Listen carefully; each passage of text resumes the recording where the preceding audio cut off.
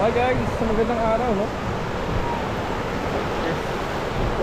Nandito po tayo sa Liteki River. Dito sa somewhere in Aurora, no? Parang mag-aanok San Luis. So, ayan, may mga cottage siya dito. Actually, hindi po masyadong puno ngayong oras ito.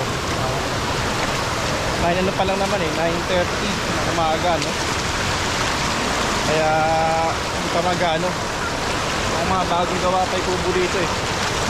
So kasi Holy Week, kaya ang start ng bahay nila dito 1,000 yung kubo. Tapos pagka ano, pwede mo ka-discount, bahala na kayo. Kasi yung sa akin kasi nakiusap lang ako dahil sagit lang ka ako, di magatagal dito. Saka yun lang naman ang purpose natin dito. So yun, meron lang entrance, 10 pesos ang entrance dito, no?